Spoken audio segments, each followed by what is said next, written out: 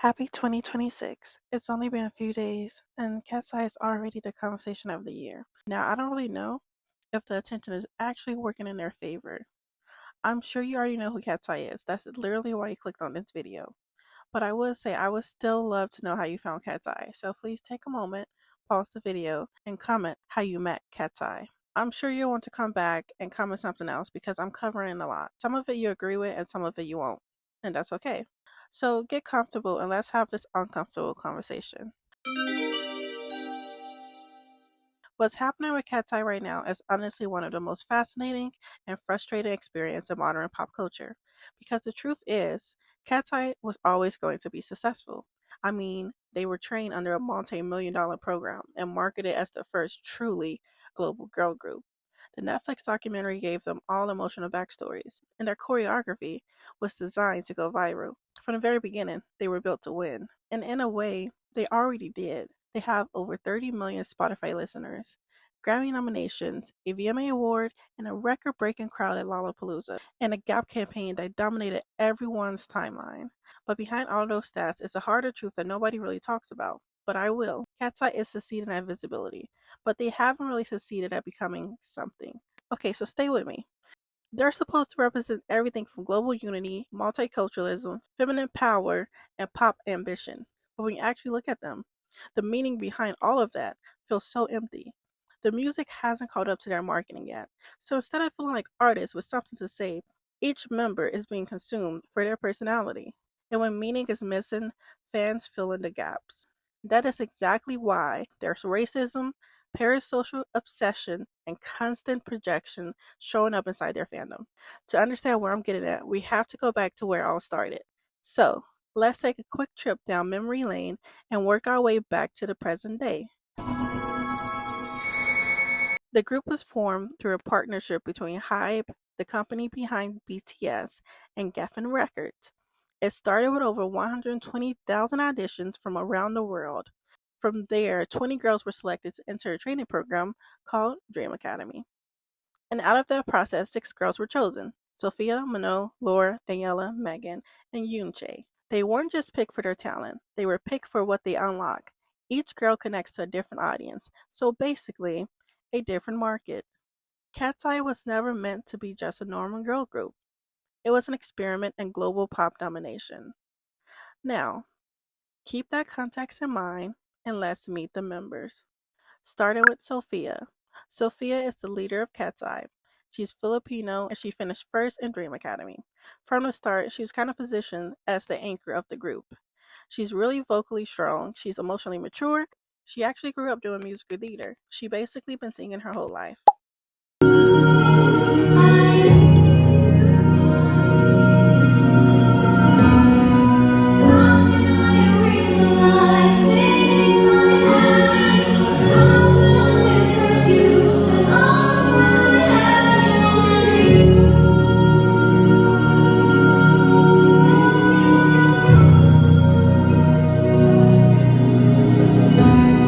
Lara ranks second. She's Indian American and she's very open about her culture.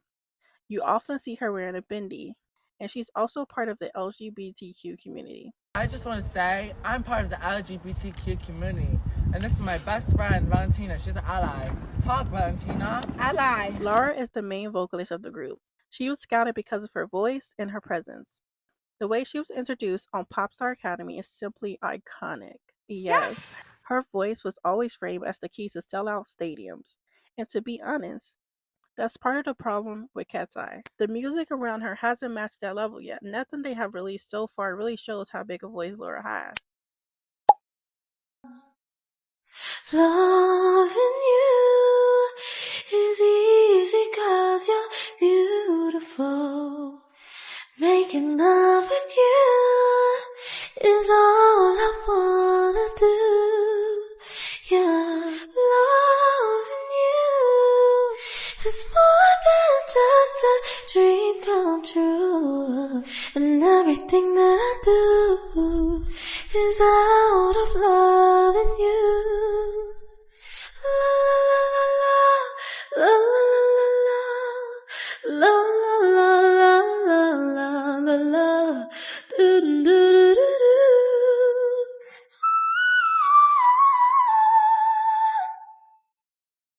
Now let's talk about Yoonchae. She's Korean and she's the youngest member of Cat's Eye. And I love all the girls. I really do. But I will have to say Yoonchae is definitely one of my biases. And I know it's the big sister softie in me. Yoonchae started training for this dream really young. Before Dream Academy, she trained in the Korean Idol system for about 2 years. She has this very soothing presence about her, and I think it really balances the group energy. But definitely don't underestimate her because she's a really fierce performer. But with that said, there's also been tension around Yoonchae. When Cat's Eye first debuted, she was only 16.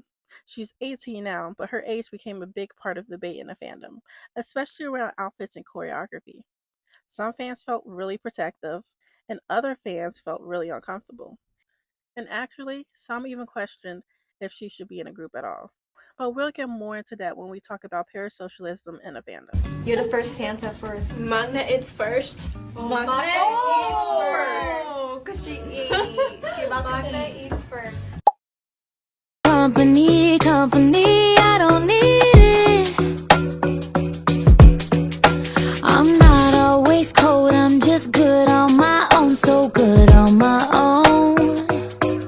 I've always been told one day I'll find somebody who changes my mind. If they come along, I won't think twice. Cause I already got a good thing with me. Yeah, I already got everything I need. The best things in life are already mine. Don't tell me that you got a good thing for me. Now let's get into Megan. Megan is Chinese American and she's considered one of the group's all-arounders. She makes up half of Cat's Eye's core dance duo. She also identifies as bisexual.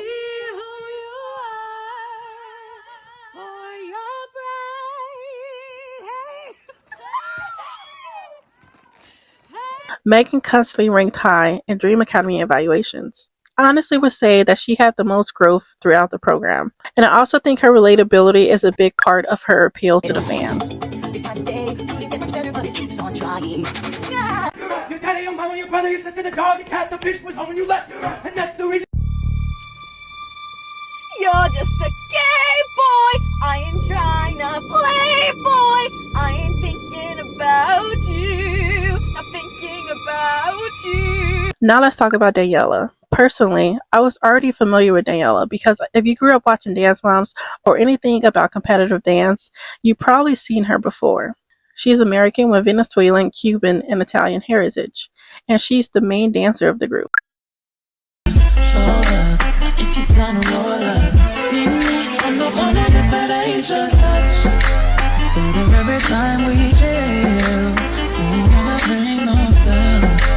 Be whatever we need right here. Just let me be in your life like that. In your life like that. I'll bring the light right back. I'll bring the life right back. I'm gonna make you want more. I'm gonna be your favorite. Time to close in the door. I am for sure. I'm gonna make you. And last but not least, we have Mano. Mano is the oldest member of Cat's Eye, and she placed 6th in Dream Academy. But for a lot of people, she was the entry point of Cat's Eye. She's definitely one of my biases. Mano is Swiss Ghanaian, and she entered Dream Academy with no prior training.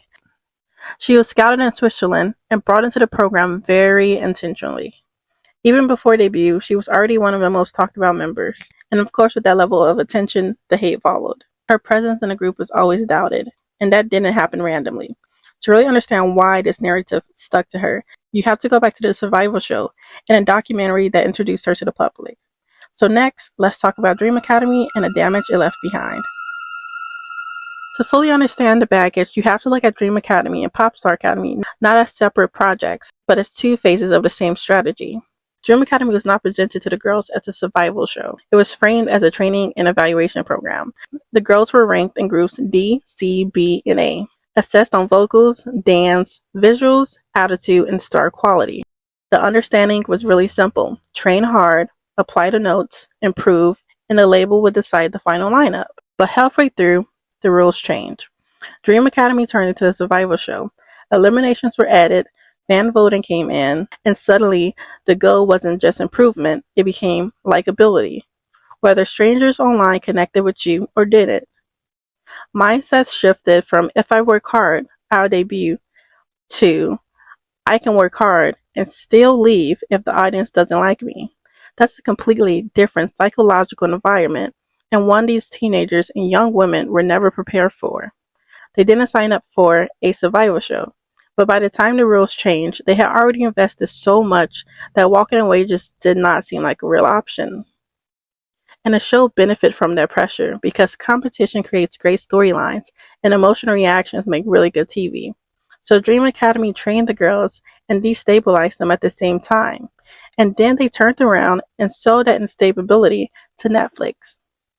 This is where Popstar Academy becomes actively damaging. The documentary released right alongside Cat's Eye's rise, making sure new audiences wouldn't just meet them as artists first, but as characters with narrative the label had already chosen. During the live voting period in Dream Academy, fans were mostly filling in the blanks about the girls. You saw the performances in short clips and stuff they posted on social media. The important part about that is that their stories was not locked in. That changed for Netflix Popstar Academy. Once it became a documentary, the label controlled the narrative. 2 years of intense training were condensed into a high-stakes reality drama. Dream Academy trained fans to feel like participants, while Popstar Academy trained them to feel like critics. And because the documentary is presented as truth, fans treat that as evidence instead of what it actually is, a heavily edited product designed for engagement. This is exactly why parasocial behavior around Cat's Eye is so intense and unstable. The girls didn't just debut with songs, they debuted with baggage and an audience that was trained to dissect them. Minogue's portrayal in the documentary is the clearest example of how Popstar Academy actively harms these girls it claims to support. And I actually want to slow this part down because a lot of people gloss over what was actually shown. Minogue didn't come from a K-pop training background, so the system has to be learned. So early on, most likely when she first arrived, there was misunderstandings about expectations. But what's so interesting about this is that she always delivered. And I say this because a staff member literally says in a documentary, she didn't know she wanted to give 100% to the program, but she still delivered, and that's very impressive. But instead of showing those moments as part of a learning curve, the edit stretches the narrative across the whole documentary. And so being lazy and not committed becomes Minogue's entire storyline. And that's very intentional. The editing of Popstar Academy loves to contradict itself. So let's talk about how she actually got there. They sent people out to Switzerland to train Minogue before she even stepped foot in Dream Academy. Okay, so that was the assessment. You don't send staff, time, and resources to another country to train just one recruit unless you're seriously considering putting her in the group. The gamble was never Dream Academy. The gamble was Switzerland. If Minogue had been way behind in skills, they would have pulled back completely. So they would have already lost resources. But she proved herself enough to be brought into Dream Academy. And that's what a lot of people don't understand. She earned her spot, and once she was in the program, her only job was to grow and keep showing progress. Not knowing expectations does not make you exempt from them. That part is very true. But what does matter is what you do once you realize there's a problem. And this is where the documentary fails her completely. Again, Missy says Minogue obviously has star quality, but in K-pop, it requires humbleness, kindness, and caring about your teammates, and that she hasn't seen that from her. And she also says that she wouldn't put her in a group. And I'm not trying to say Missy was wrong, but I will say that the way the show handles timelines is not accurate. So it's safe to say that was not at the end of the program that Missy said that about Minogue. And this is exactly why I say the editing contradicts itself, because we know Minogue cared about the girls. There's a scene where the girls confront Minogue, and she was literally told, just sit there and don't defend yourself. And that's exactly what we see. Just a group of girls voicing their complaints, and Minogue isn't saying anything in response. That was clearly a longer conversation, but the audience only gets the pile-on of complaint. There is no explanation or understanding from Minogue's end. Just more reasons for the viewers to add to their list of why they think she's lazy or not a team player. And again, that's not accidental, because what the documentary barely includes and never censors is the fact that she did take initiative. She is the one that reached out to Missy because she wanted to talk, She literally says if she's doing anything wrong, she wanted to know because she didn't want there to be any tension with the other girls. Unfortunately, it gets thrown in very quickly and brushed past. Meanwhile, the criticism is highlighted, so it sticks. I just want to mention that the other girls were shown frustrated too. They were allowed to be upset and have bad moments and move on. Mano wasn't, because when it came to her, those flaws weren't allowed to be temporary. They became her whole character. There's a moment early on when Mano is talking to her sister, and she's clearly unsure about her place in the academy. She's not confident at all.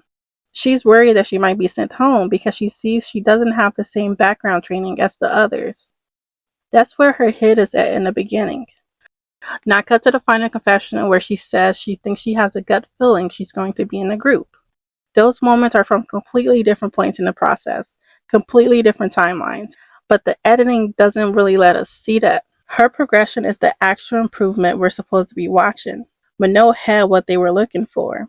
The only thing she needed was to take accountability, and she did. The documentary just refuses to let us see that, but we know she did because she locked in. She built her confidence back up and she grew, or she wouldn't be in Cat's Eye today. The crazy part about how they chose to frame the girls is that the girls themselves have said that they cannot watch the documentary. They openly acknowledge it does not reflect who they are. I I can't. saw it once, never again. Yeah. Once. Honestly, like when I hear about it, I get a little. She does. Yeah. Yeah, I think it's also because it was a very interesting experience. It was our experience curated in a way that wasn't controlled by us. Yeah. Like completely out of our control. And so it was confusing but also familiar at the same time. And all of us sort of had to learn how to. It took time for us to accept that that's what is brought out into the world. Yeah, like it was a very like, it was a documentary like show version of what we were really doing, and I also think there was a bigger emotional like weight that held on us and that carries through now. You know what I mean? Like people really don't know how hard we work, and like specifically with the hours, like how many hours, and then also like figuring out dynamics with online work, you know what I mean, like all of those relationships, building our relationship with each other, communicating with each other, like understanding one another, that takes work too. And I feel like that's the most number one important thing for us, is like building a relationship together and between each other. And like we're girls, you know what I mean? We fight, but then we also like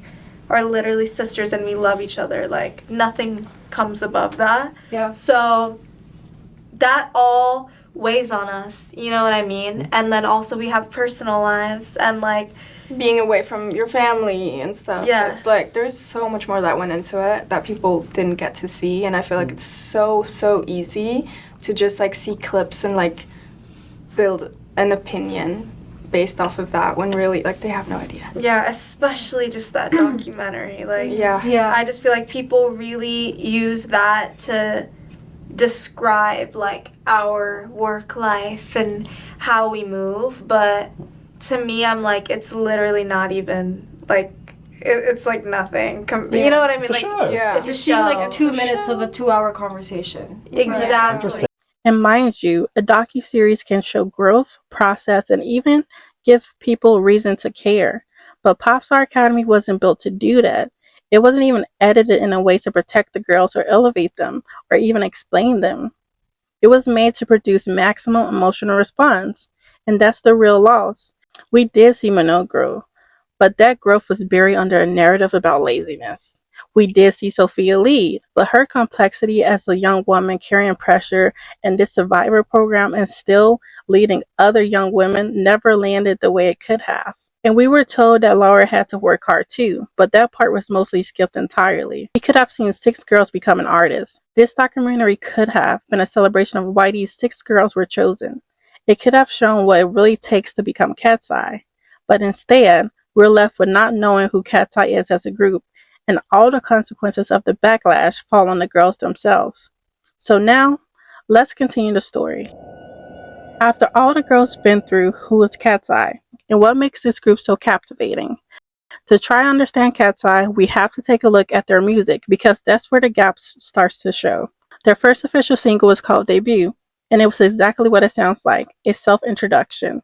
It was very cute and K-pop adjacent, and you can tell there was money behind the girls, but the song itself really didn't take off. And then came Touch, and that's where things changed. That was their first viral moment. And for a lot of people, that was their entry point into Cat's Eye. The dance challenge exploded on TikTok. Even celebrities were doing it.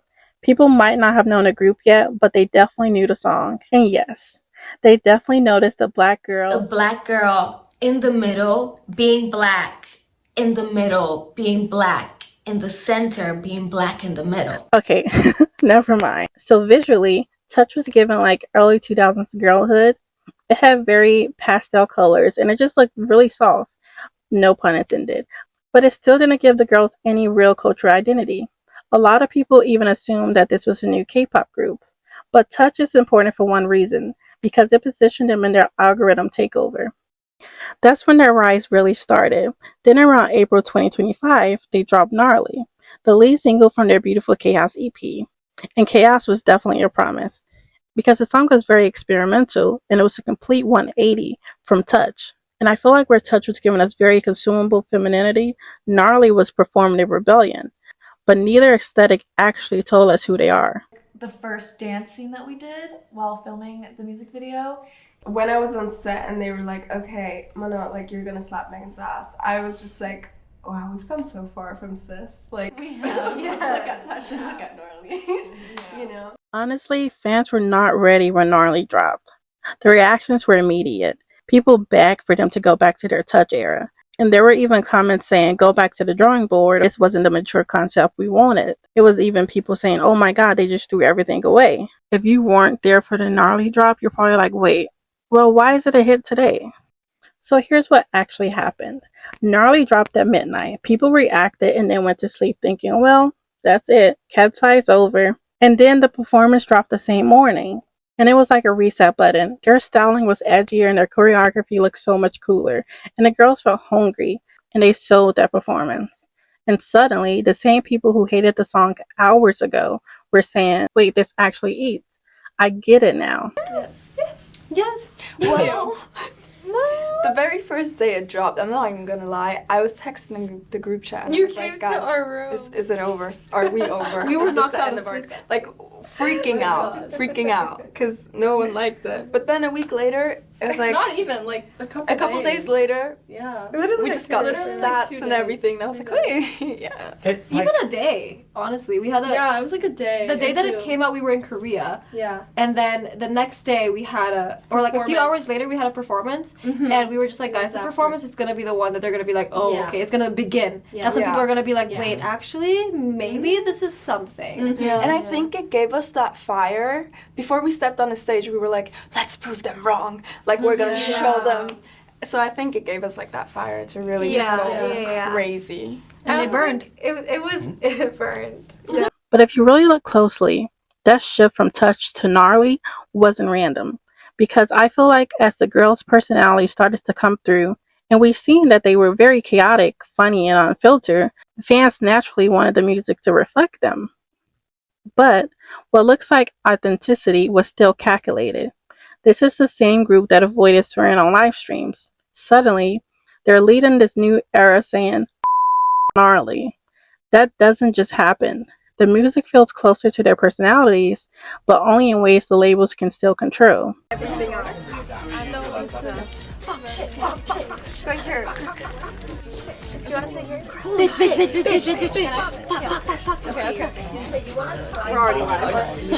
And then came Gabriella. And this is where something actually clicked. After the chaos of Gnarly, Gabriella came and just felt like a really smart decision. It was listenable and you didn't need the performance to make it understandable. But the real reason Gabriella is important isn't just the numbers, it was Daniela's Spanish verse. For the first time, Cat's Eye's global identity wasn't just visuals, it was in their music. And the Spanish didn't feel like a gimmick. The video even leaned into telenovela drama. This is one of the few moments where the multicultural branding actually felt intentional.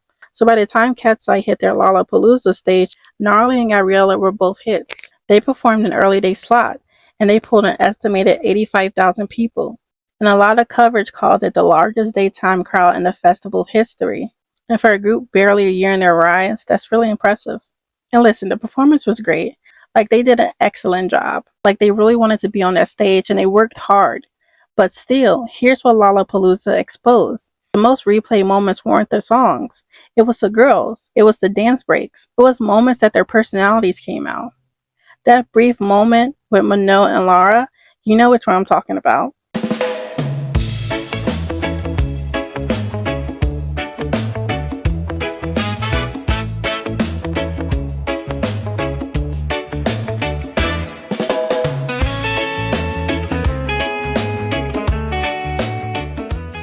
It was the most viral and memorable moment from the event. Lollapalooza proved that Cat's Eye can draw in crowds and command a stage, but it also showed that the emotional attachment is still tied to them more as personalities than to their music. Cat's Eye has reached a level of visibility most groups never touch, and the music is still playing catch up. Right now, Cat's Eye is being consumed like influencers who perform rather than musicians who happen to just be highly visible. And at their level, that's not okay. This is where the viral Gap campaign comes in. By the time the ad dropped, Cat's Eye was already successful online, but mostly within their same internet circles. The Gap campaign changed that, and a huge part of why it worked was timing. The commercial came out right when the backlash around the American Eagle campaign was everywhere. That conversation was already dominating in real life and online spaces. People were already on edge. So then Gap dropped this commercial centered around Cat's Eye, a global girl group with no fully white members, just 6 girls from different backgrounds. You don't have to want this to be political for it to be political. In that moment, the campaign was widely interpreted as a pushback. It was like a visual rejection. Even if Gap did not plan it that way, the audience did, and perception is reality. So Cat's Eye's identity benefited from visibility. They became a visual stand-in for diversity at that moment. At a time when conversation about race and identity were already heated, they became a kind of visual for diversity people say they want to see. And here's the uncomfortable part. Right now, people understand Cat's Eye's global identity more through a Gap commercial than through their music. So, now we're back to the question this video keeps circling. Do Cat's Eye keep winning through timing and viral hits, or does something deeper have to happen? This leads us directly to their fans, so let's talk about it. And if you made it this far, buckle in, and take a moment to hit that subscribe button if you haven't already. Okay, thanks. Everything we talked about shows that Cat's Eye operates on a global scale, right? And that means their fandom does too. And when a group is marketed around diversity and global unity, there's this assumption that their fandom will reflect those same values, right? Well, no. Because a global fandom doesn't magically mean a progressive one. It means people are bringing in their own biases, their own racism, their own cultural baggage into the same space. That's why you see sometimes Sophia and Yoonjae being labeled as boring or being ignored completely because they're seen as quiet or more reserved. And on the other side, you see backlash towards Lara simply because she's Indian. This is global racism playing out within their fandom. And the label never addresses anything because when the label stays quiet, fans don't stop, they fill in the gaps. And that's what parasocial behavior stops being discourse. We have already seen this cross the line with Cat's Eye. Fans have already weaponized ICE against a member. They have found pre-debut photos to build dating theories. And this is just not stan behavior. That's ownership. And it didn't come out of nowhere. Cat's Eye is an experiment. They're mixing K-pop intensity with Western pop visibility. The idea itself isn't bad, but the problem is that it worked too fast, and they're not putting in any protections for these 6 girls. Most times in K-pop, the music usually isn't a lived experience, and that's okay. It's usually selected for whatever concept they're doing. But the system itself comes with strict boundaries regarding dating and personal life. Western pop kind of works in the opposite way. Artists tell you who they are and what they're going through their lyrics. Cat's Eye is in the middle, and right now they have neither. And on top of that, the fandom is intense, emotional, and global.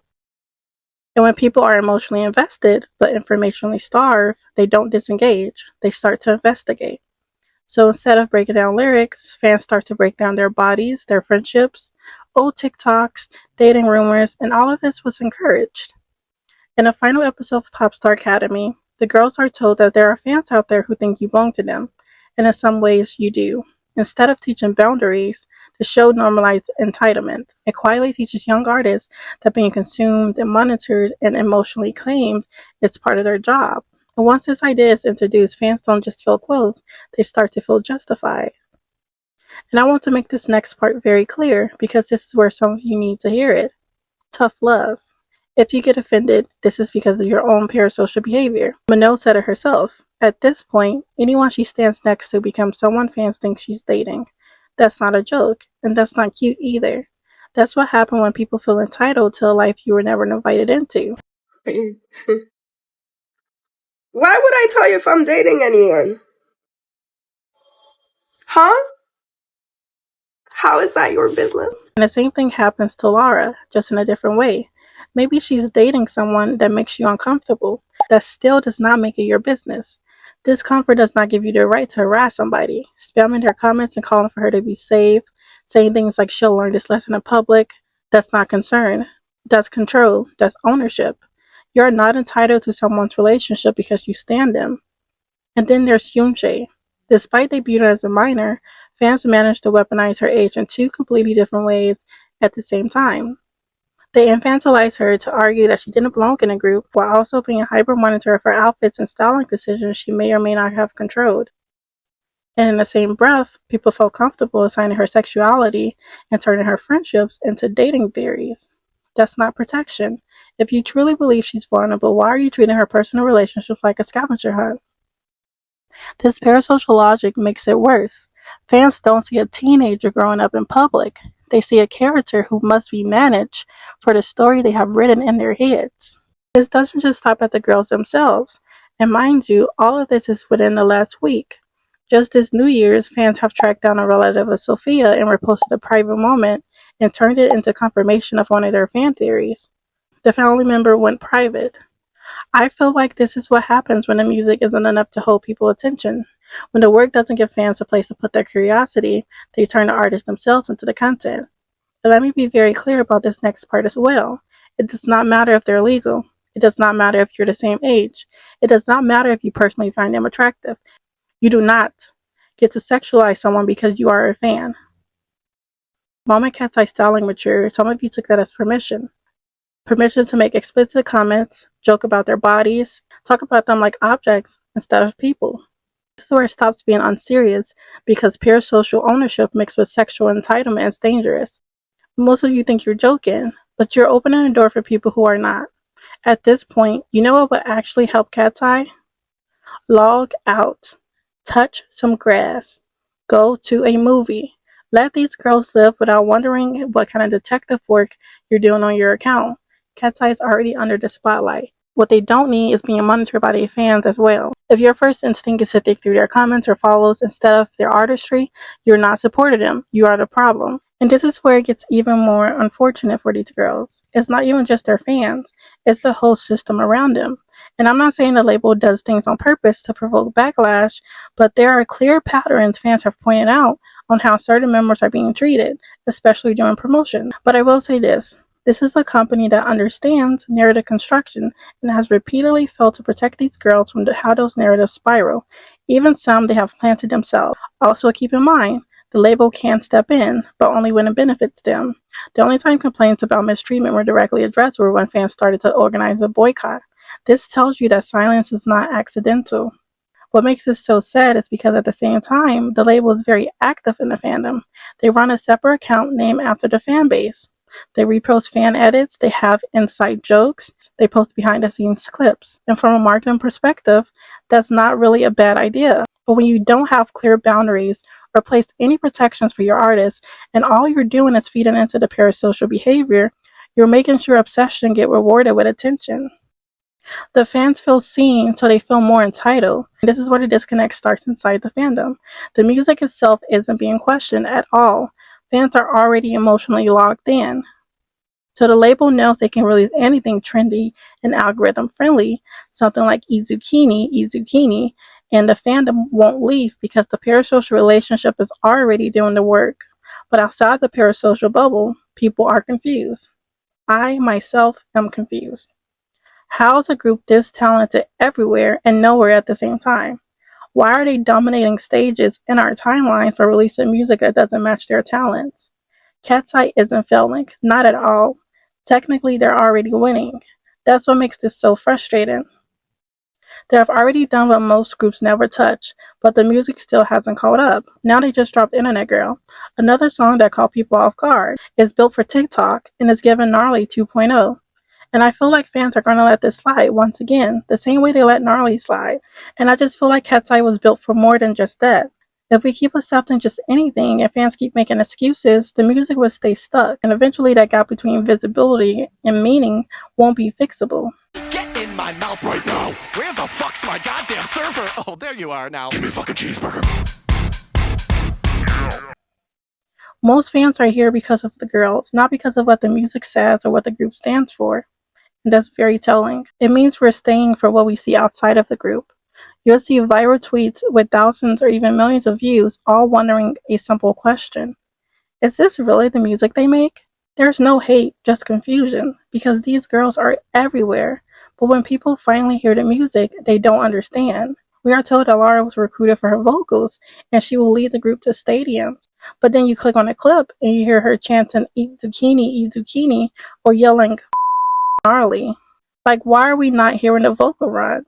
Why isn't the music showing off the thing we were told was the point of this group? I'm also hungry to sing. Yes, to sing. Like really sing. Like, Yeah. sing, like... You want to show your vocals? I think that we're still experimenting. We still have a lot of, like, room and all of that. You know, right now we're really in it for the vibe and all of that. But I'm hungry for a song where we can just, like, sing. Yeah. Like, vocalists, you know what I mean? I feel like every single one of us have such beautiful voices and such unique sounds, and it's just at least one song soon of, like... Soon. Where we can just sing, you know? And no shade, but when people say Cat's Eye should make R&B, it's like, why? R&B is soulful. R&B is storytelling. It's emotional. Passion, baby. Nothing about what we've seen so far within the group tells us they're ready for that. Not yet. They haven't shown that kind of artistry as a group. I mean, they definitely could, but they have to put in the work first. And I know this sounds so harsh, but it's because I see their potential. These girls are so talented. They have so much pride for who they are and where they come from. But right now, the global identity they're being praised for is more branding. And that's a big problem. You cannot be the face of multicultural pop and still have no say in what that means. Cat's Eye is not at risk of being a concept. They're at risk of being a gimmick, a group of influencers dressed up as artists. Because what happens when a funnier, more chaotic group shows up? What happens when the TikTok algorithm moves on? They fade. And Cat's Eye shouldn't. So here's my question to you. If you made it this far, do you think Cat's Eye will ever become something real and not just trendy? And what do you think about their new song, Internet Girl? Drop your answers in the comments. Thank you. Don't forget to subscribe.